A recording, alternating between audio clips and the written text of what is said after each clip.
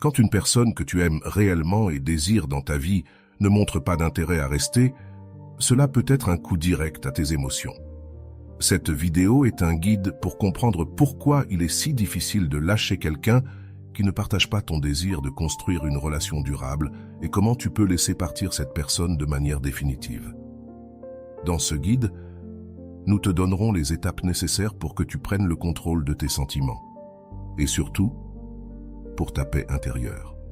Ici, tu découvriras des stratégies concrètes pour rediriger tes pensées, rompre les cycles de dépendance émotionnelle et libérer l'énergie que tu as piégée en quelqu'un qui n'est pas disposé à faire partie de ta vie.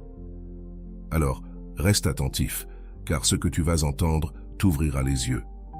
Tu apprendras à reconnaître quand quelqu'un n'est tout simplement pas fait pour toi et quoi faire pour cesser de penser à cette personne. Reste jusqu'à la fin, car je te promets qu'en appliquant ces conseils, tu verras un changement réel dans ta manière de percevoir cette situation. Peu importe à quel point tu t'es accroché à cette personne, tu pourras retrouver ton estime de soi et construire une vie centrée sur ton bien-être et ton développement personnel. Bienvenue sur Vision Stoïcienne. C'est toujours un plaisir de me connecter avec vous, en partageant des idées profondes issues du vaste monde. N'oubliez pas de cliquer sur « J'aime », de partager cette vidéo avec vos proches, de vous abonner à notre chaîne et d'activer la cloche de notification pour rester informé de nos contenus les plus récents. Chaque geste compte pour nous aider à faire grandir cette communauté dédiée à la sagesse et à l'épanouissement. Commençons ensemble ce chemin vers la liberté émotionnelle, une expérience où lâcher prise n'est pas une perte, mais une opportunité de reprendre le contrôle de ta vie.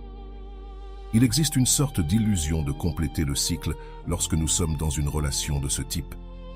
Les études sur l'attachement, comme celle de John Bowlby et Mary Ainsworth, montrent qu'en enfance, nous formons des liens d'attachement avec notre entourage et ces liens sont fondamentaux pour notre sentiment de sécurité.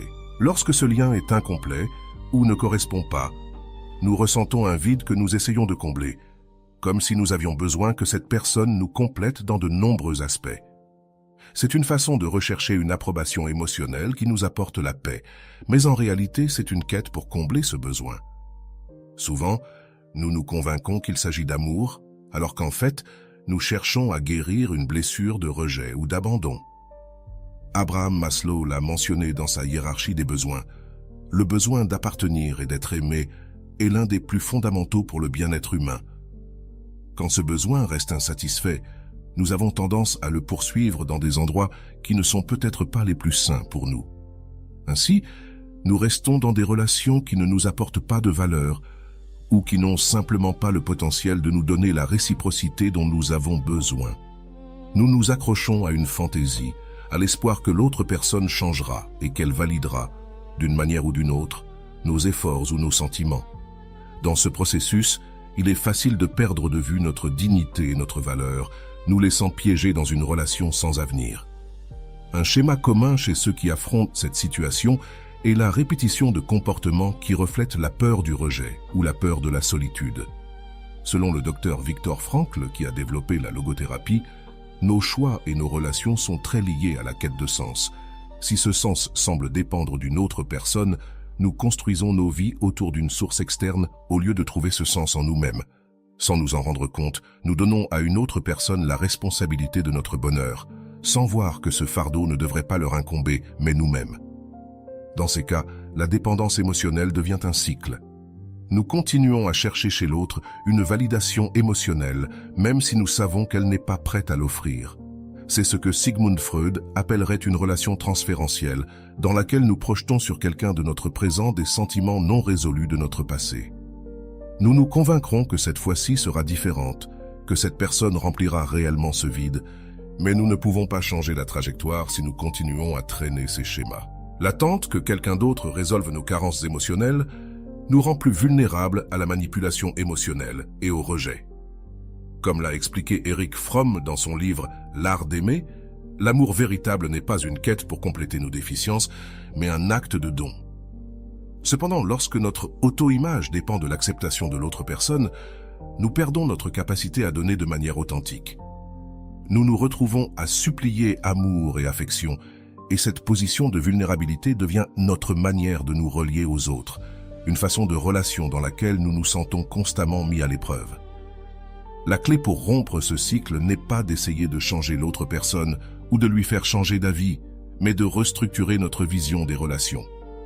Selon Albert Bandura et sa théorie de l'apprentissage social, nous apprenons à nous relier en imitant des comportements et des rôles qui nous semblaient efficaces à un moment de notre vie. Peut-être avons-nous observé que l'insistance ou l'abnégation étaient récompensées, et sans nous en rendre compte, nous avons assumé ce rôle dans nos propres relations. Lorsque quelqu'un devient le centre de notre vie, nous laissons de côté quelque chose d'essentiel, nous-mêmes.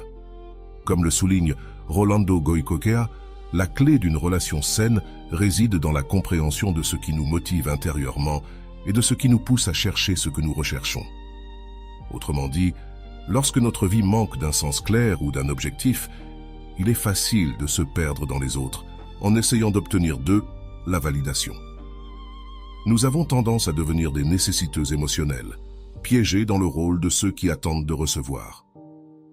Pour rompre ce cycle, il est d'abord important de reconnaître que nous ne sommes pas responsables de changer la façon d'être de l'autre personne. Cela peut sembler dur, mais c'est l'une des clés pour nous libérer d'une relation déséquilibrée. Nous nous convainquons que si nous changeons quelque chose en nous-mêmes, si nous sommes plus compréhensifs ou plus aimables, nous parviendrons finalement à être aimés de la manière dont nous souhaitons l'être. Cependant, cette attente est rarement satisfaite. Une des choses que souligne Aaron Beck, père de la thérapie cognitive, est la nécessité de remettre en question nos croyances sur l'amour et les relations. Si nous croyons que l'amour signifie toujours souffrance ou sacrifice, alors nous chercherons inconsciemment des relations qui valident cette croyance. Mais en remettant en question ces idées, nous ouvrons la porte à une nouvelle manière de nous relier aux autres, où l'auto-acceptation et le soin de soi deviennent notre priorité. Le véritable pouvoir de lâcher prise ne réside pas dans l'oubli ou l'ignorance des sentiments, mais dans la restructuration de nos attentes et la compréhension que notre bonheur ne devrait pas dépendre d'une autre personne. Au bout du compte, nous sommes responsables de notre paix émotionnelle, et pour l'atteindre, nous devons apprendre à différencier ce que nous désirons de ce dont nous avons réellement besoin. Parfois, la douleur de laisser partir quelqu'un qui ne souhaite pas être avec nous devient une porte vers un apprentissage bien plus profond. Au lieu de le voir comme un simple échec ou rejet, nous pouvons essayer de comprendre la relation comme une leçon. Chaque relation a un but spécifique, quelque chose qui nous enseigne sur nous-mêmes, nos besoins et nos limites. Viktor Frankl parlait de l'importance de trouver un sens dans les événements de la vie, même dans ceux qui font profondément mal. Selon lui, la souffrance peut nous amener à explorer nos propres capacités et ressources intérieures, nous aidant ainsi à découvrir des aspects de nous-mêmes que nous ignorions. Lorsque nous regardons une relation sous cet angle, la douleur se transforme en un outil de croissance. Elle nous permet d'analyser clairement nos actions, nos attentes et la manière dont nous permettons ou tolérons certains comportements. Au lieu de nous demander « Pourquoi cela m'arrive-t-il ?», la question devient « Que puis-je apprendre de cela pour l'avenir ?» Les relations qui se terminent en déception ou en rupture douloureuse portent une charge d'apprentissage particulière, car elles nous montrent nos limites et nos vulnérabilités. Carl Jung soutenait que beaucoup de nos relations reflètent une partie non résolue de notre inconscient. Parfois, lorsque nous mettons fin à une relation, nous rompons réellement avec des aspects de nous-mêmes qui ne nous servent plus ou qui doivent être transformés. Peut-être que cette relation nous a fait prendre conscience de parties de nous qui nécessitent une attention, des insécurités persistantes ou des blessures non guéries du passé. Regarder une rupture sous cet angle nous donne l'occasion de faire un travail d'introspection profond, dans lequel nous comprenons que l'autre personne a également ses propres processus et défis, et que nous ne sommes pas responsables de la changer ni de nous adapter pour nous intégrer à sa vie. Accepter une rupture comme une leçon nous libère aussi de la culpabilité et du ressentiment et nous permet de voir la situation avec compassion, tant envers nous-mêmes qu'envers l'autre personne, en comprenant que nous sommes tous des êtres en croissance, avec des apprentissages en cours et des chemins qui nous sont propres. La rupture cesse alors d'être une tragédie pour devenir une étape d'apprentissage, un processus de reconfiguration émotionnelle qui nous aidera dans nos futures relations. Sous l'angle d'Ellis et de sa thérapie rationnelle émotive, nous pouvons voir que souvent, les croyances irrationnelles ou déformées concernant l'amour et les relations perpétuent notre souffrance. Nous croyons que le véritable amour ne faillit jamais, ou que si nous faisons suffisamment de sacrifices, l'autre personne changera. Cependant, accepter qu'une relation n'avait pas d'avenir nous permet de nous libérer de ces attentes irréalistes. Le processus de lâcher prise ne consiste pas seulement à se séparer de la personne, mais aussi à libérer ces croyances qui nous maintenaient attachés à un idéal. Pour beaucoup, accepter qu'une relation a pris fin pour une raison supérieure est une étape clé vers le développement personnel en interprétant une relation comme une leçon. Nous cessons de la voir comme une perte et commençons à la considérer comme un apprentissage nécessaire. Ce changement de perspective est libérateur, car il transforme non seulement notre manière d'expérimenter la perte, mais aussi notre façon de nous relier à l'avenir. Il nous donne un plus grand sentiment de contrôle sur nos vies, car nous comprenons que, même si certaines choses échappent à notre main, nous pouvons toujours décider comment réagir face à elles. Abraham Maslow, avec sa théorie de l'autoréalisation, suggère que nos expériences de douleur et de perte peuvent être des catalyseurs pour avancer dans la recherche de notre but et dans la compréhension de nos besoins authentiques. En affrontant la douleur d'une relation ratée, nous nous confrontons à des aspects de nous-mêmes qui nécessitent d'être travaillés et reconnus. Peut-être que la leçon laissée par la relation est de nous rendre compte que, avant de chercher le bonheur auprès de quelqu'un d'autre, nous devons travailler sur notre propre plénitude. Toutes les personnes qui entrent dans notre vie ne sont pas destinées à y rester, mais cela ne signifie pas que leur passage ne soit pas important. En effet, chaque personne que nous rencontrons nous offre une nouvelle perspective, une nouvelle expérience ou un reflet de quelque chose que nous devons comprendre. Dans le cas des relations amoureuses, cela est encore plus évident, car c'est dans ce type de relation que surgissent souvent nos insécurités et nos besoins les plus profonds. Lorsque quelqu'un s'en va, cela nous laisse avec une nouvelle compréhension de qui nous sommes et de ce que nous voulons, même si nous ne le voyons pas ainsi au départ. Rolando Goicoechea, dans plusieurs de ses approches sur l'amour de soi, mentionne qu'apprendre à laisser partir quelqu'un est une épreuve de la manière dont nous valorisons notre propre paix intérieure. Si la relation nous était pesante, alors le processus de laisser aller devient un acte de soin de soi. Cela nous fait réaliser que prioriser notre paix et notre bien-être n'est pas de l'égoïsme, mais un acte de respect envers nous-mêmes. Apprendre à lâcher prise nous donne la force de nous mettre en premier, de nous dire que notre bonheur ne dépend pas d'une relation ou de quelqu'un qui ne veut pas être présent. Erich Fromm a également parlé de l'amour et de la capacité d'aimer sans possession ni dépendance. En lâchant une relation qui ne nous correspond pas, nous apprenons à aimer d'une manière mature qui ne nécessite pas d'attacher quelqu'un pour se sentir en sécurité. Ce type d'amour commence par soi-même, avec la reconnaissance que nous méritons quelque chose de plus qu'une relation vide. Laisser partir devient alors un acte d'amour envers nous-mêmes, une affirmation de notre valeur et de notre dignité. Au final, une relation ratée nous montre nos propres limites et forces, nous révélant avant de nous partager avec quelqu'un d'autre. L'amour de soi est la base de toute relation saine. Chaque fois que nous acceptons une rupture comme partie de notre croissance, nous bâtissons une fondation plus solide pour de futures relations qui seront basées sur le respect et l'authenticité. Accepter qu'une relation se soit terminée pour nous enseigner une leçon ne signifie pas ignorer la douleur, mais lui donner un sens.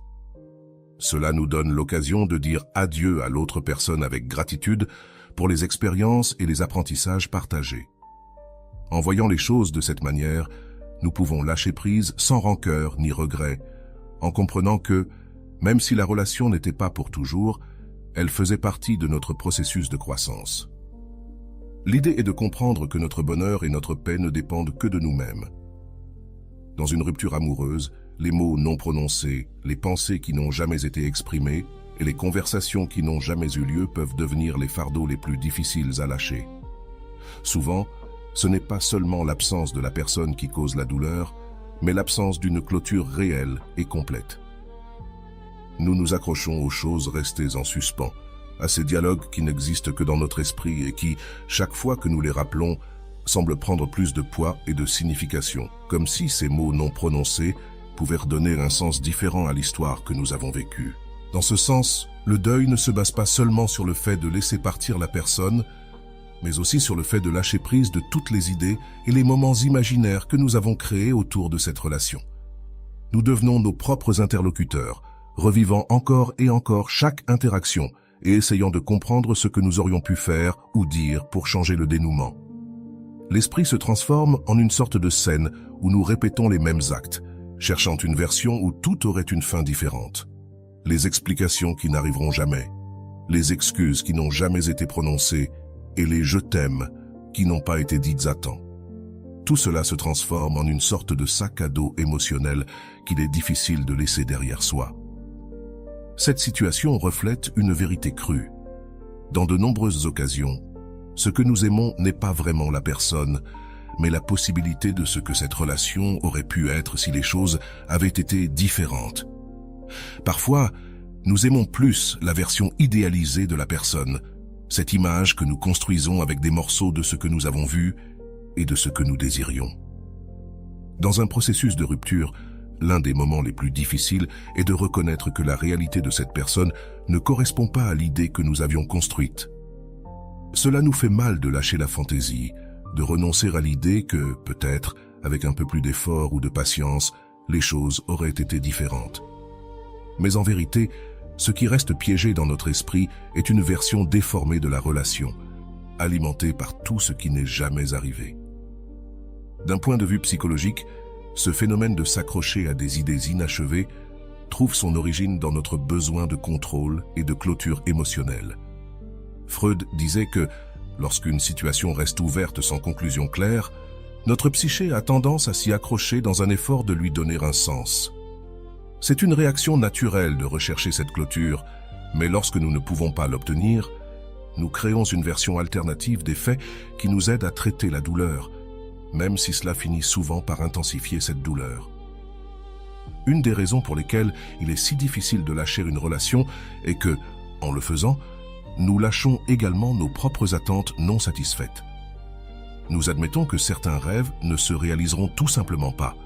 Et cette acceptation implique non seulement de dire adieu à la personne, mais aussi à la partie de nous-mêmes qui croyait pouvoir vivre ses rêves à ses côtés. C'est une séparation doublement douloureuse. Alfred Adler disait que notre psyché construit des fictions pour faire face aux réalités qui nous dérangent. Une rupture, surtout lorsqu'il n'y a pas de clôture claire, nous laisse avec un vide que nous essayons de combler avec des fictions. La version de la relation qui aurait pu être, les mots que nous aurions aimé entendre, les fins alternatives que nous construisons dans notre esprit. Mais à un moment donné, nous devons reconnaître que ces fictions ne sont pas réelles et que s'y accrocher ne fait que prolonger la douleur. Parfois, ce qui nous fait le plus mal, ce ne sont pas les moments partagés, mais ceux qui n'ont existé que dans notre esprit. Nous restons piégés dans un cercle de « si j'avais fait cela » ou « si j'avais dit ceci », comme si nous pouvions revenir en arrière et corriger ce qui a mal tourné. Mais la réalité est que ces moments ne se sont pas produits et les revivre mentalement nous empêche simplement d'avancer. Lâcher prise signifie, en partie, accepter que nous n'aurons jamais toutes les réponses. Lorsque nous faisons face à une rupture sans clôture réelle, la douleur se perpétue parce que les questions restent sans réponse. Nous nous demandons si nous avons vraiment été aimés, s'il y avait quelque chose que nous aurions pu faire pour changer la situation, si nous avions échoué d'une manière ou d'une autre. Cependant, ces questions n'ont pas toujours de réponse, et c'est là que commence notre véritable travail de guérison. Apprendre à vivre avec des questions sans solution. Accepter que nous ne saurons jamais avec certitude ce qui s'est passé dans l'esprit et le cœur de l'autre personne est un pas libérateur. Cela nous donne la liberté de lâcher prise, non seulement de cette personne, mais aussi du besoin de comprendre chaque détail. Comme le disait le docteur Franco, dans de nombreux aspects de la vie, nous devons trouver un sens même en l'absence de réponse. Apprendre à lâcher prise d'une relation signifie également lâcher la recherche de réponses absolues. Au final, lors d'une rupture, ce qui fait souvent plus mal, c'est ce qui n'a pas été dit plutôt que ce qui s'est réellement passé. Cela fait mal à la conversation que nous n'avons jamais eue, à l'excuse que nous n'avons jamais entendue, aux promesses suspendues dans l'air. Mais en réalité, c'est une illusion.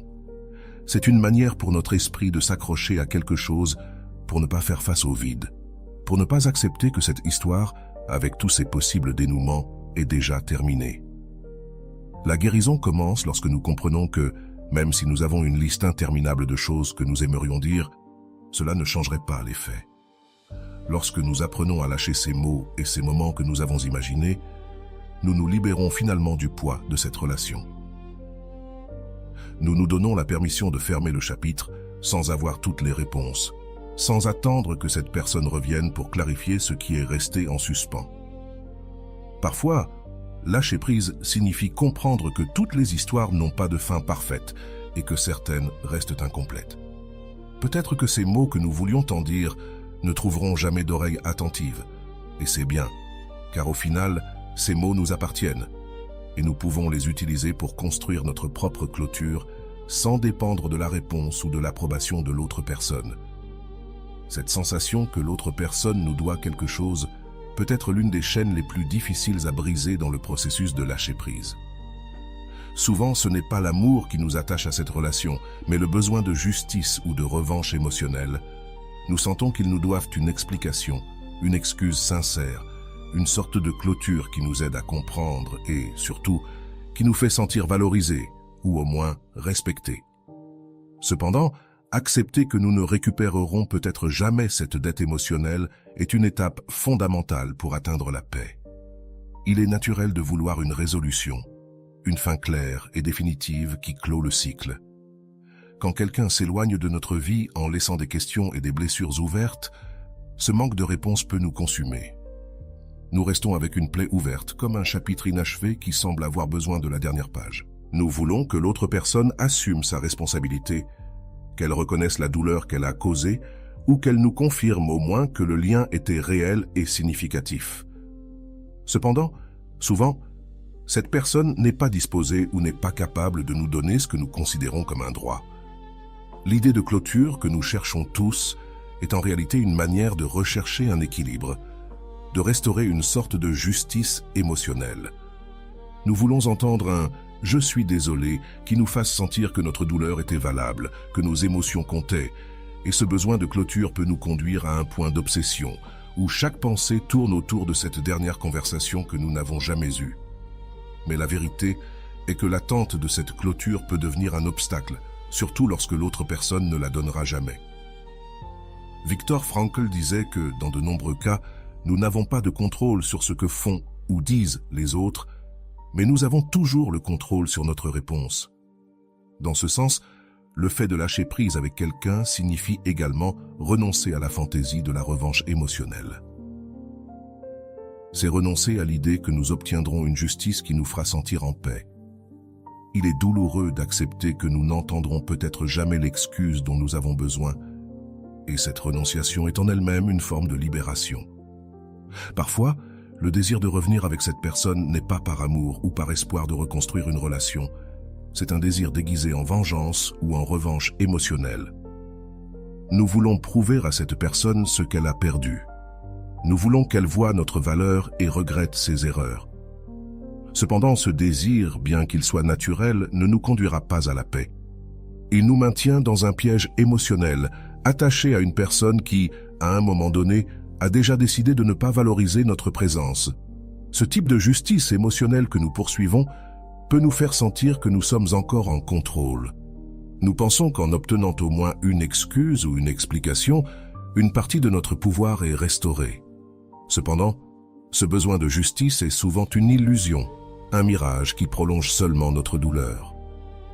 Sigmund Freud parlait de la nécessité de comprendre le deuil non seulement comme une perte de la personne, mais aussi de nos propres attentes et fantasmes à son égard. Lâcher prise signifie alors également lâcher prise sur l'attente de cette excuse ou de cette explication que nous croyons mériter. Accepter que l'autre personne ne nous doit rien est un acte de profond détachement et souvent une leçon d'humilité et de force. Cela ne signifie pas que notre douleur n'est pas légitime, mais que cette justice peut être inaccessible. Souvent, les gens quittent nos vies sans nous donner la clôture dont nous avons besoin, parce qu'ils n'ont pas la capacité émotionnelle de faire face à la vérité de leurs propres erreurs. Dans d'autres cas, ils ne s'en soucient tout simplement pas. Dans les deux cas, ce pardon ou cette excuse n'arrivera jamais. Abraham Maslow soulignait l'importance de l'autoréalisation, de trouver de la valeur et un but dans notre propre croissance. Dans ce contexte, le véritable pouvoir réside dans la façon dont nous parvenons à donner un sens à notre expérience, même lorsque l'autre personne ne nous offre jamais la clôture que nous espérons. Peut-être que nous ne pourrons jamais changer ce qui s'est passé ou comment cela a fini, mais nous pouvons changer notre perspective, notre façon d'interpréter cette histoire. Lâcher prise signifie également apprendre à renoncer à ce droit que nous croyons avoir sur l'autre personne. La sensation de dette émotionnelle devient une prison qui nourrit notre ressentiment. Renoncer à ce droit à la justice peut être libérateur, bien que ce ne soit pas facile. Cela nous permet de commencer à construire notre propre clôture, une clôture dans laquelle notre paix et notre bonheur ne dépendent pas des actions de l'autre personne, mais de notre capacité à aller de l'avant. Accepter que nous n'obtiendrons pas toujours de réponse et que celles-ci ne sont pas essentielles à notre paix, c'est un pas vers la guérison. Il nous fait mal d'accepter que l'autre personne ne reconnaisse peut-être jamais le mal qu'elle a causé ou qu'elle n'assume jamais sa responsabilité. Mais en fin de compte, notre paix ne peut pas dépendre de ses actes ou de ses paroles. Il nous revient à nous de trouver cette paix, indépendamment de la présence ou de l'absence de l'autre personne. Chaque relation nous laisse avec des leçons et des blessures, et si nous apprenons à guérir sans avoir besoin de la validation ou des excuses de l'autre, nous récupérerons notre pouvoir personnel. Si nous nous concentrons sur l'apprentissage que cette expérience nous laisse, nous construirons une clôture authentique qui ne dépend pas de facteurs externes. Pour commencer cet exercice de clôture émotionnelle, je te propose un processus simple mais profond. T'es-tu déjà senti piégé dans des mots et des émotions que tu n'as jamais pu exprimer? Ces mots qui sont restés à l'intérieur comme un nœud qui ne disparaît pas. Il est normal qu'à la fin d'une relation, il reste des sentiments et des pensées inachevés. Beaucoup d'entre eux se transforment en une sorte de fantôme émotionnel qui ne nous permet pas d'avancer. Aujourd'hui, je t'invite à prendre le contrôle de ces sentiments et à les laisser sortir pour que tu puisses fermer ce cycle et avancer avec une plus grande paix. Pour commencer cet exercice, cherche un espace calme où tu peux être seul et te consacrer quelques minutes. Prends une feuille de papier ou un carnet et permets à chaque sentiment ou pensée non dite de trouver sa place là-bas. Imagine que tu parles directement à cette personne qui n'est plus dans ta vie. Que lui dirais-tu si tu l'avais devant toi? Quelles paroles te sont restées en suspens? Que dois-tu exprimer pour sentir que tu fermes vraiment cette étape? L'instruction est simple. Sur ce papier, tu vas écrire tous les sentiments, souvenirs et mots que tu n'as jamais eu l'occasion de partager. Cela peut être un message de gratitude, de douleur, d'adieu ou même d'excuse si tu sens que c'est nécessaire. L'important ici est que chaque mot écrit soit authentique. Cet espace t'appartient et personne d'autre ne le verra. C'est un moment d'honnêteté sans jugement. Pour rendre cet exercice plus efficace, tu peux imaginer que tu récites ces mots à une photo de ton ex-partenaire, te permettant un espace de clôture dans un environnement sûr. Ce processus a un effet psychologique profond. C'est une manière de communiquer avec cette partie de toi qui est restée accrochée à une illusion de ce qui aurait pu être. En même temps, cela aide à créer une barrière entre ta vie actuelle et ce passé que tu as besoin de laisser derrière toi. T'es-tu rendu compte que souvent, nous restons attachés à l'idée de ce que nous voulions dire et que nous n'avons jamais dit? C'est le moment de lâcher ces mots, de les faire sortir à la lumière. Peu importe s'il s'agit de mots de douleur, de déception ou même d'amour. Ce qui importe, c'est que tu puisses les exprimer sans restriction, laissant ces émotions s'écouler et se transformer en un soulagement. Une fois que tu auras terminé d'écrire cette lettre, prends un moment pour la lire à voix haute. En récitant tes mots à une photo de ton ex-partenaire, tu symboliseras une clôture, reconnaissant qu'il n'y a plus de place pour ces sentiments dans ton présent. C'est comme si tu donnais à ces mots l'espace d'exister sans qu'ils continuent de flotter dans ton esprit. Pour t'aider, je te laisse ici un exemple d'une lettre de clôture que tu pourrais utiliser comme référence. Cher ex-amour, aujourd'hui, je me donne enfin l'opportunité de te dire ce que je n'ai jamais pu exprimer pendant que nous étions ensemble. Il y a tant de choses qui sont restées coincées dans mon cœur. Des mots que je pensais un jour te dire, mais qui, pour une raison ou une autre, n'ont jamais été prononcés. Cela m'a fait mal de voir notre histoire se désintégrer comme chaque promesse que nous avons partagée s'est estompée avec le temps. Il y a eu des moments où je pensais vraiment que nous étions invincibles, que nous pourrions surmonter n'importe quoi ensemble. Cependant, je reconnais aussi que je me suis trompé en t'idéalisant, en créant dans mon esprit une version de toi qui n'a jamais vraiment existé. Aujourd'hui, je me rends compte que je te voyais comme je voulais te voir, pas comme tu étais réellement. Et c'était une erreur que nous avons tous deux payée. Je te remercie pour les bons moments que nous avons partagés, pour les rires et les rêves que nous avons construits ensemble. Mais je veux aussi te dire qu'il y a eu de la douleur, de la déception et des larmes que je n'ai pas pu partager avec toi. Cela m'a fait mal que, souvent, tu ne ressentes pas la même chose que moi, et que nos priorités ne semblent jamais vraiment s'aligner. Ces différences, bien qu'elles fassent mal, étaient nécessaires pour me faire réaliser ce que je recherche réellement dans une relation. À partir de ce moment, je choisis de te laisser partir. Je choisis de lâcher prise sur chacun de ces sentiments d'amour, de colère et de tristesse qui s'ankylosent au passé. Aujourd'hui, je cesse de m'accrocher à l'idée que j'avais besoin de ta validation pour me sentir complète. Maintenant, je comprends que je mérite un amour véritable, un amour qui soit prêt à rester et à se battre à mes côtés. Enfin, je veux me pardonner pour toutes les fois où je suis resté, alors que je savais que je ne devais pas, pour chaque sacrifice que j'ai fait en espérant un changement qui n'est jamais venu. Je me pardonne d'avoir mis de côté mes propres rêves et mes propres objectifs, en croyant que je devais être parfait pour que tu m'aimes. Aujourd'hui, je mets un terme à ce cycle, et je me donne l'opportunité de regarder vers l'avenir, vers une vie pleine de paix et d'amour-propre. Merci pour ce qui a été et adieu pour ce qui ne sera jamais. Fin de la lettre. Maintenant, je veux que tu te prépares à écouter une histoire dans laquelle ces conseils prennent vie et révèlent leur véritable pouvoir. Nous allons découvrir le cas de quelqu'un qui, piégé dans une relation pleine de doutes et de mots non dits, a décidé d'affronter ses peurs et d'appliquer chacun de ses pas pour laisser partir une personne qui n'a jamais été complètement là. Je t'invite à écouter attentivement car, à travers cette histoire, tu verras comment le processus de lâcher prise d'une personne qui ne veut pas rester peut être un acte de libération personnelle et comment finalement chaque pas mène à une paix qui semblait souvent impossible à atteindre. Sous le toit de ce petit appartement à Mexico, on sentait la tension dans l'air.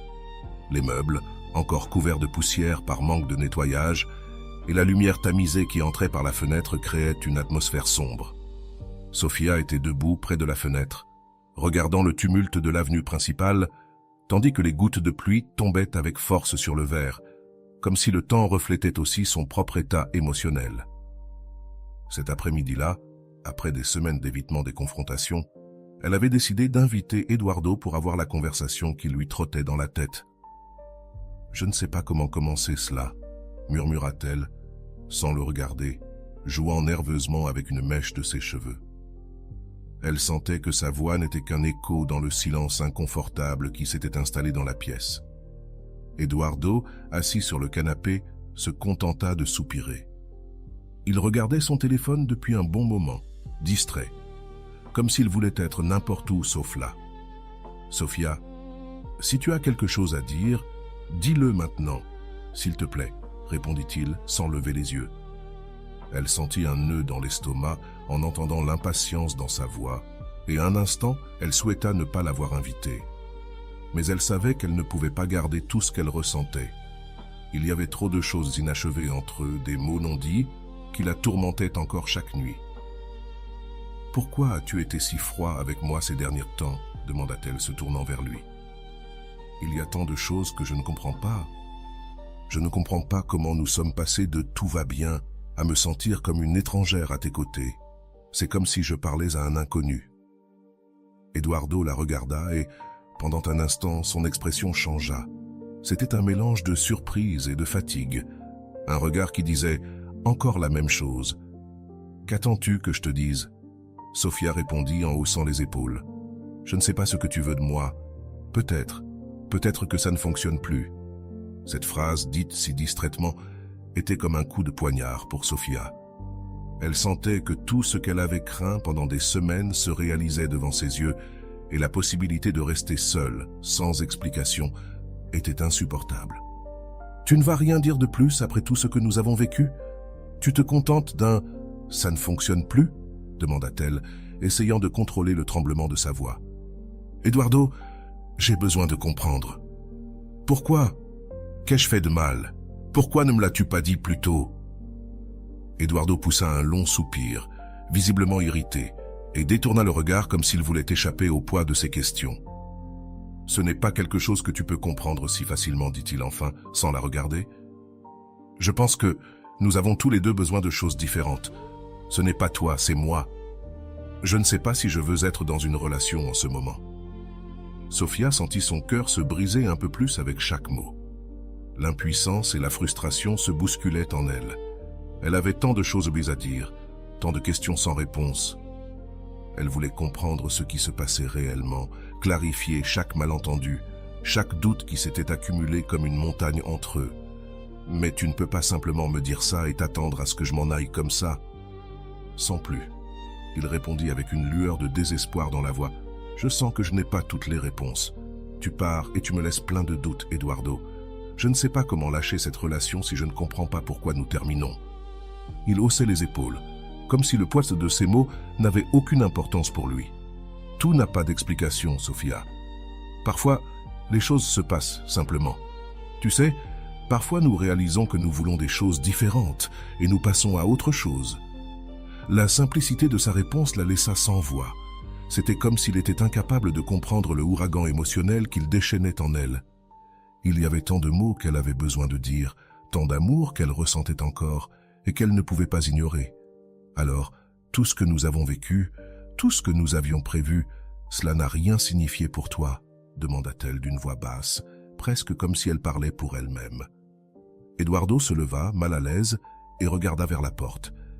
Cela a signifié quelque chose à un moment donné, Sofia, mais maintenant ce n'est plus le cas. Je pense qu'il vaut mieux que chacun suive son propre chemin. Ces mots se plantèrent dans son cœur comme un dernier coup de poignard. Elle ressentit une vague de colère et de tristesse qui la laissa tremblante, sans savoir quoi dire. Elle l'observa se diriger vers la porte, comme s'il n'y avait rien d'autre à ajouter, comme si ce qu'elle ressentait n'avait aucune importance. « C'est tout ?» murmura-t-elle, sentant le désespoir commencer à l'envahir. « Tu ne comptes pas me dire quoi que ce soit d'autre ?» Il s'arrêta un instant, et ensuite, sans se retourner pour la regarder, il dit « Je n'ai rien d'autre à dire, Sofia. Je t'ai déjà expliqué, c'est ce que je ressens. » Avec un dernier soupir, Eduardo ouvrit la porte et sortit, laissant Sofia dans une mer d'émotions inachevées. Elle resta silencieuse, regardant la porte fermée, sentant comment chacune de ses peurs, ses doutes et sa tristesse tourbillonnaient dans sa poitrine. La pluie frappait la fenêtre avec force, comme si le monde extérieur reflétait son propre état d'esprit. La voix d'Eduardo résonnait dans son esprit. Des mots qu'elle n'avait jamais pensé entendre et des explications dont elle avait besoin, mais qu'il n'était pas prêt à lui donner à ce moment-là. Elle comprit que l'une des choses les plus difficiles ne serait pas de lâcher Eduardo en tant que personne, mais de laisser partir toutes ses questions, ses rêves et ces moments qu'ils avaient construits ensemble. Cette nuit-là, elle était enveloppée dans une brume dense qui se mêlait à l'écho des voitures et aux lumières des bars, mais Sofia pouvait à peine noter ce qui se passait autour d'elle. Assise dans sa chambre sombre, avec seulement la lueur pâle de sa lampe illuminant son visage, elle repassait dans sa tête encore et encore cette scène qu'elle ne pouvait pas effacer. Eduardo l'avait vue dans les bras d'un autre homme, un ami d'enfance qui n'avait aucune autre intention. Pourtant, cette image avait servi de combustible à une série de malentendus qu'il n'avait jamais pu éclaircir.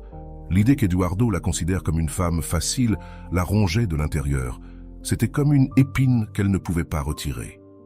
Les heures passaient et elle restait éveillée, se retournant dans son lit, embrouillée dans des pensées qui la maintenaient captive. Ce n'était pas tant l'amour qui la liait à lui, mais le besoin désespéré qu'il comprenne qu'il avait tort, qu'elle n'était pas celle qu'il croyait. Elle avait rêvé de cela des centaines de fois, imaginant chaque mot qu'elle lui dirait si elle pouvait l'affronter. Eduardo, Je ne suis pas ce que tu penses de moi. Je ne suis pas cette personne. » Elle répétait dans sa tête, presque comme un mantra, attendant l'occasion de le dire à voix haute. « Comment ne peut-il pas voir qui je suis vraiment ?» murmura-t-elle, observant son reflet dans le miroir. Son visage montrait des signes d'épuisement avec des cernes marquées et la peau pâle. Le poids de ne pas pouvoir déclarer sa position devant lui, de ne pas pouvoir lui expliquer la vérité, la consumait. Le lendemain matin, ses amis essayèrent de l'emmener faire une promenade, de l'encourager à mettre de côté ses pensées. Mais elle était trop enfermée dans son propre esprit pour profiter de leur compagnie. Elle marchait dans le parc central, sous l'ombre des arbres, et les mots d'encouragement de ses amis parvenaient à peine à percer sa bulle de pensée. « Sophia, tu dois le laisser partir », lui disait Maria, l'une de ses amies les plus proches, tandis qu'elle passait près d'un café. Maria la regardait avec inquiétude. « Tu ne peux pas continuer à te tourmenter pour ce que Eduardo pense de toi. Il ne mérite pas autant de place dans ta tête. »« C'est facile à dire, » répondit Sophia avec un soupir. « Mais tu ne comprends pas. J'ai besoin qu'il sache que je ne suis pas ce qu'il pense. Je ne peux pas supporter l'idée qu'il me voie de cette manière, comme une femme qui n'a pas de principe. » Maria fronça les sourcils, avec un mélange de compréhension et de frustration. « Mais est-ce que cela changera quelque chose? Même s'il croyait en tes mots, veux-tu vraiment être avec quelqu'un qui doute de toi si facilement ?» Sophia garda le silence, réalisant qu'elle avait laissé son besoin d'être compris, que Eduardo la voit comme elle était vraiment, contrôlant toutes ses pensées, mais malgré la logique dans les paroles de son ami, son esprit continuait à recréer des scénarios. Chaque conversation imaginaire, chaque explication qu'elle n'avait jamais eu l'occasion de donner, la maintenait piégée dans un cycle d'émotions. Ce jour-là, après avoir quitté ses amis, elle retourna dans son appartement et s'assit sur le canapé, le regard fixé sur le sol, revivant la scène une fois de plus. Elle imaginait chaque mot qu'elle dirait à Eduardo si elle l'avait devant elle, comme si cette conversation pouvait lui rendre la paix. « Si tu savais, Eduardo, si seulement tu m'écoutais, » murmura-t-elle, comme s'il pouvait l'entendre d'où il était. Chaque fois qu'elle fermait les yeux, elle se voyait lui expliquant tout, que l'étreinte avec son ami ne signifiait rien, qu'il avait mal interprété ses intentions, qu'elle avait toujours été honnête. Le besoin de réhabiliter son image, de lui montrer qu'elle n'était pas la femme qu'il avait imaginée, était plus fort que tout autre sentiment. Parfois, elle avait même l'impression que son attachement à lui n'était pas de l'amour, mais un essai de récupérer quelque chose qu'il lui avait arraché, sa dignité. Le soir, elle se retrouvait à parcourir les vieilles conversations sur son téléphone, cherchant un signe que, quelque part, il avait déjà eu confiance en elle. C'était une tentative désespérée de trouver quelque chose qui justifie la relation, qui lui donnerait une raison de maintenir ses émotions. Cependant, chaque message ne servait qu'à lui rappeler les malentendus, les mots non dits et les doutes qui s'étaient installés entre eux. Une nuit, elle décida d'écrire une lettre. Elle voulait mettre sur papier tout ce qu'elle n'avait jamais pu lui dire. Elle ne comptait pas l'envoyer. Elle avait juste besoin d'évacuer ses pensées de son esprit. Elle commença à écrire avec colère, décrivant ce qu'elle avait ressenti, à quel point cela lui faisait mal, qu'il n'ait pas eu confiance en elle, qu'il l'ait réduite à une simple image déformée. « Eduardo, » écrivait-elle, « ça me fait mal que tu n'aies pas eu confiance en moi, que tu aies pensé que je n'étais qu'une personne quelconque.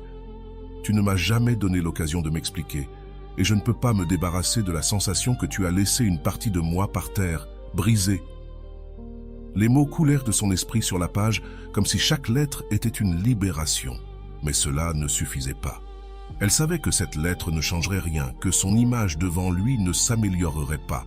Mais l'espoir qu'il comprenne, qu'il voie en elle quelque chose de plus qu'une simple aventure passagère, la poursuivait toujours.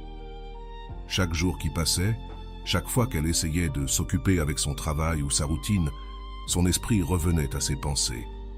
Elle devenait une sorte d'obsession, dans laquelle le véritable problème n'était pas lui, mais l'idée qu'il se faisait d'elle. C'était cette image qu'elle ne pouvait supporter. Sophia, cependant, ne voyait pas l'ampleur de son combat intérieur. Elle croyait que c'était Eduardo qu'elle ne pouvait pas lâcher, alors qu'en réalité, c'était ce besoin de se racheter devant lui qui la maintenait piégée. Sofia se retrouva à regarder le message qu'elle venait de recevoir de son ami. Les mots semblaient si simples, si évidents. Peu importe ce qu'il pense de toi. Il n'est plus là, et toi seul sais la vérité. Et tu sais ce qui s'est vraiment passé. Mais en elle, elle découvrit quelque chose de plus profond. Un tremblement qui semblait atteindre le fond de son être. Pour la première fois, elle commença à se demander si elle avait vraiment besoin qu'Eduardo change son opinion sur elle ou si elle se punissait pour quelque chose qu'elle n'avait jamais contrôlé. Cette nuit-là, après avoir lu ces mots encore et encore, quelque chose en elle sembla se briser, mais dans le meilleur sens. C'était comme si, enfin, un lourd fardeau commençait à relâcher son poids sur elle. Cette même nuit, assise dans sa chambre, entourée d'une calme inhabituelle, elle décida qu'il était temps d'écrire une lettre pour Eduardo, mais pas pour la lui envoyer.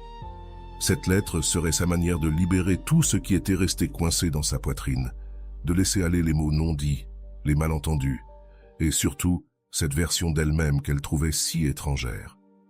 Elle prit une feuille de papier et, avec un profond soupir, commença à écrire avec une sincérité qu'elle n'avait jamais ressentie auparavant. « Tu sais que je m'en fiche de ce que tu penses de moi », écrivit-elle, sentant son cœur battre fort en posant ses premiers mots sur le papier. « Aujourd'hui, je déclare que cela m'importe peu avec quelle image de moi tu es parti.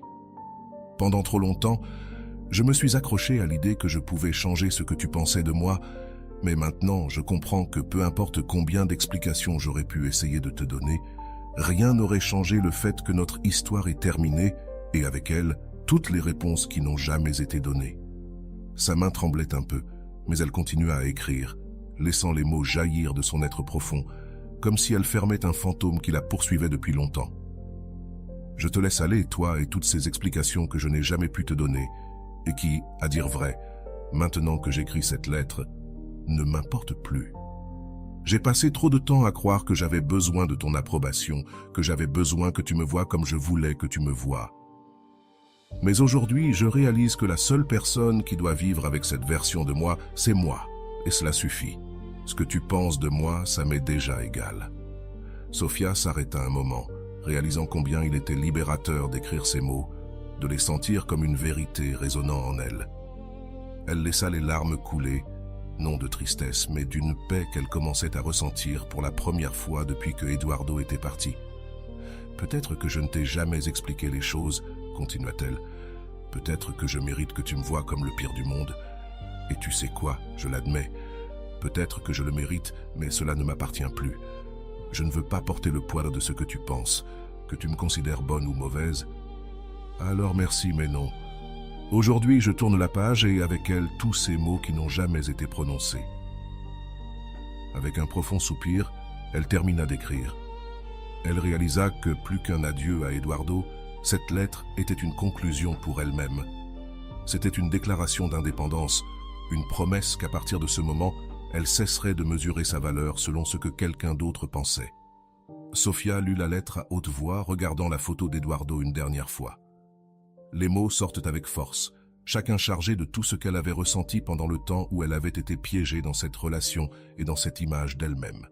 Quand elle eut terminé, elle ressentit un immense soulagement. C'était comme si chaque mot était une brique qu'elle retirait de ses épaules. Elle plia la lettre avec soin et décida de la garder dans une boîte, à côté des souvenirs de sa relation. Mais cette fois, non pas pour s'y accrocher, mais pour se rappeler combien elle avait progressé. Dans le cas de Sofia, son histoire représente l'une des réalités les plus courantes, bien que moins reconnues, des relations humaines. Ce ne sont pas toujours les sentiments profonds ou les souvenirs partagés qui nous empêchent de lâcher prise, mais plutôt les thèmes inachevés, les mots qui sont restés en suspens et les clarifications qui n'ont jamais été faites. Parfois, ce qui lie vraiment une personne à une autre est une collection de questions sans réponse et un sentiment de justice émotionnelle.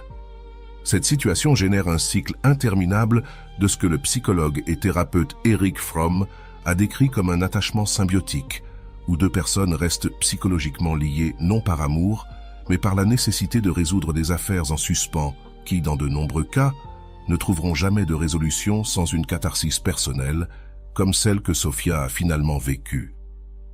Un des aspects qui affecte le plus une personne lorsqu'elle est piégée dans une relation avec des fils lâches est le sentiment qu'il reste quelque chose d'essentiel à régler.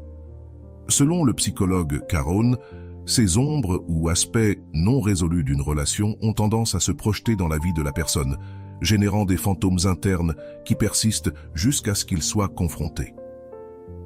Dans le cas de Sofia, ses tentatives d'explication face à son ex-partenaire et de nettoyage de son image étaient en réalité un reflet de sa lutte interne pour l'autocompassion et la réconciliation de sa propre valeur sans dépendre de l'opinion de quelqu'un d'autre. C'est l'une des plus grandes difficultés lors d'une rupture, comprendre qu'on n'a pas besoin de la validation de l'autre pour tourner la page. L'histoire de Sofia met également en avant une idée centrale de la psychologie de l'attachement. Un sujet largement étudié par John Bowlby et Mary Ainsworth. Tous deux ont argumenté que l'attachement n'est pas seulement une question d'amour, mais une construction de sécurité émotionnelle. En réalisant que Eduardo avait une perception d'elle qu'elle ne partageait pas et avec laquelle elle ne s'identifie pas, Sofia se sentit menacée dans son auto-image. Cette divergence entre la façon dont elle se voyait et la façon dont elle pensait que Eduardo la voyait devint un nœud qui l'empêchait d'avancer. Dans son cas, l'attachement se construisit non pas tant autour de l'amour que de la nécessité de restaurer son sens de l'identité et de nettoyer sa réputation. C'est un exemple clair de ce que le psychologue Carl Rogers décrit comme l'incongruence entre le soi idéal et le soi perçu. En psychologie, il existe également l'idée de dissonance cognitive, développée par Leon Festinger. La dissonance se produit lorsqu'une personne a deux idées contradictoires sur elle-même, générant une tension interne. Dans le cas de Sofia, cette dissonance surgit en réalisant que, bien que ses intentions dans la relation aient été sincères, Eduardo la voyait comme une personne facile ou de seconde catégorie. Ce conflit interne la maintenait enchevêtrée dans la relation, essayant de réconcilier sa propre image avec celle qu'elle percevait chez Eduardo. Ce type de tension était souvent beaucoup plus difficile à lâcher que les souvenirs d'une relation heureuse, car il implique notre perception personnelle et la nécessité d'affirmer notre valeur. De plus, le concept de justice émotionnelle est une autre pièce clé pour comprendre la situation de Sofia. Selon le psychologue Robert Enright, la recherche de justice émotionnelle implique le besoin que l'autre reconnaisse le tort ou le manque de compréhension qu'il nous a causé. Sofia voulait clarifier sa position pour qu'Eduardo la comprenne et la respecte pour ce qu'elle était réellement. Ce désir de justice émotionnelle la maintenait piégée dans la relation beaucoup plus longtemps qu'elle n'aurait pu le faire avec son affection. Finalement, ce qu'elle recherchait, c'était une conclusion, quelque chose qui ne vient généralement pas de l'autre personne, mais de la capacité à pardonner et à laisser aller, tout comme le fit Sofia. Écrire sa lettre se produit parfois aussi lorsque les personnes restent attachées à des relations en raison d'un phénomène que le docteur Franco a décrit comme la recherche de sens. Les relations qui se terminent brusquement ou au milieu de malentendus nous laissent avec un sentiment de vide et un manque de sens. Pour Sofia, le sens de sa relation était lié à l'idée qu'elle représentait quelque chose de précieux dans la vie d'Eduardo. En découvrant que ce n'était pas le cas, elle s'est retrouvée dans le besoin de chercher un nouveau but pour cette étape de sa vie, ce qui s'est facilité lorsqu'elle s'est libérée de la nécessité d'être comprise par lui et a commencé à valoriser sa propre narration et son sens personnel. Un autre aspect important que nous observons dans l'histoire de Sofia est ce que Aaron Beck, le père de la thérapie cognitive, appelle la pensée catastrophique. Ce type de pensée génère la fausse croyance que l'opinion d'Eduardo définit sa valeur, amenant Sofia à remettre en question sa propre valeur simplement parce qu'il ne l'a pas respectée comme elle l'attendait. Ce type de pensée est un piège qui amplifie l'anxiété et l'attachement inutile à des idées qui ne reposent pas sur la réalité. Surmonter cette pensée irrationnelle nécessite, comme Sofia l'a fait, de prendre du recul et de voir l'ensemble du tableau, ce qu'elle a finalement réussi à faire en écrivant la lettre de clôture. Le concept d'acceptation radicale, promu par la psychologue Marsha Linehan dans le traitement des troubles émotionnels, se reflète également dans l'histoire de Sofia. L'acceptation radicale implique d'accepter les choses telles qu'elles sont, sans essayer de les changer, même lorsque cela nous fait souffrir. Pour Sofia, l'acceptation a été fondamentale pour pouvoir lâcher prise, car elle a finalement compris que l'opinion d'Eduardo ne changerait pas et qu'elle n'avait aucun contrôle sur cela. Cet acte d'acceptation l'a amenée à se libérer de l'attente qu'elle pourrait un jour modifier l'image qu'il avait d'elle. Enfin, le rôle de l'auto-affirmation est essentiel dans cette histoire, un concept que le psychologue Carl Rogers définit comme la capacité à reconnaître et à respecter nos propres sentiments, pensées et désirs. Lorsque Sophia dit « Je me fiche de ce que tu penses de moi », elle pratique l'auto-affirmation. Elle cesse d'attendre que Eduardo la valide et décide d'être suffisante pour elle-même, en admettant que sa propre valeur ne dépend pas de l'acceptation des autres. En conclusion, l'histoire de Sophia démontre que parfois, ce qui nous unit à une personne n'est pas l'amour, mais le besoin de clore des cycles et d'atteindre une justice émotionnelle. La reconnaissance de cela est essentielle pour avancer, et les psychologues ont apporté divers outils et théories qui peuvent nous aider dans ce processus. Je possède la liberté de haïr qui je veux. Je me rends compte que mon âme possède beaucoup plus de liberté qu'avant, tant pour haïr que pour aimer. La phrase de Kiko, le personnage créé par Rumiko Takahashi, renferme une sagesse profonde qui, dans le contexte de cette analyse, résonne avec une force particulière. Je possède la liberté de haïr qui je veux. Je me rends compte que mon âme possède beaucoup plus de liberté qu'avant, tant pour haïr que pour aimer. Cette déclaration est un puissant rappel que nous avons la capacité de choisir nos sentiments, de définir qui nous laissons entrer dans notre cœur et qui, en revanche, nous fermons la porte de notre énergie émotionnelle. Au-delà des liens d'amour ou des élans de haine, il existe une troisième dimension dans laquelle nous pouvons habiter, l'indifférence. L'indifférence n'est pas le vide ou la froideur insensible, c'est en fait un état de libération émotionnelle, de paix mentale, où nous avons décidé de lâcher prise sur les émotions toxiques et d'embrasser notre liberté d'être. Cet état ne s'atteint pas du jour au lendemain, mais implique de reconnaître le pouvoir que nous avons sur notre vie intérieure, en acceptant que les sentiments. Ce qui nous attache à une relation peut également être ce qui nous libère. Quand nous les regardons sans attachement, nous atteignons un point où je me soucie peu de ce que l'autre pense de moi. Cela signifie, en réalité, assumer l'indépendance émotionnelle et embrasser une identité ferme qui ne nécessite pas de validations externes. L'indifférence est l'état d'équilibre suprême, celui qui nous permet enfin de ne plus ressentir le besoin de réponse et de reconnaissance. Au lieu de nous laisser emporter par les polarités d'amour et de haine, l'indifférence devient un acte d'auto-affirmation. C'est la liberté de dire « Je n'ai pas besoin de l'approbation ou des excuses de quelqu'un d'autre pour guérir ». Cela est, en essence, la maîtrise de notre propre être et un pas vers la paix que seuls nous pouvons nous donner. C'est comprendre que la véritable liberté réside dans la capacité de choisir, de décider à qui ou à quoi nous consacrons notre temps et notre énergie. Maintenant, je te pose la question. Que feras-tu avec cette liberté? Te permettras-tu de prendre les rênes de tes sentiments, laissant derrière toi le besoin que quelqu'un d'autre te valorise ou te comprenne? Reconnaîtras-tu et utiliseras-tu ta liberté pour aimer, pour cesser d'aimer ou même pour atteindre l'indifférence? Car au moment où tu décides non seulement à qui aimer, mais aussi à qui cesser d'aimer, tu deviens maître de ta paix. Tu as entre tes mains l'option de lâcher prise, de prendre ce pouvoir et de te permettre d'être indifférent lorsque tu en as besoin. Alors, emprunteras-tu ce chemin vers ta liberté émotionnelle? La liberté de choix est, sans aucun doute, l'un des plus grands pouvoirs que nous possédons en tant qu'êtres humains. Dès le premier instant de conscience, cette capacité de décider, de choisir des chemins et d'opter entre un destin et un autre est quelque chose avec lequel nous naissons. Peu importe les circonstances dans lesquelles on grandit ou les limitations que l'on peut rencontrer dans la vie. Ce don inhérent à la conscience nous permet de déterminer notre réalité intérieure. Le choix n'est pas seulement un outil, c'est le plus grand acte de liberté personnelle et une profonde manifestation de notre autonomie.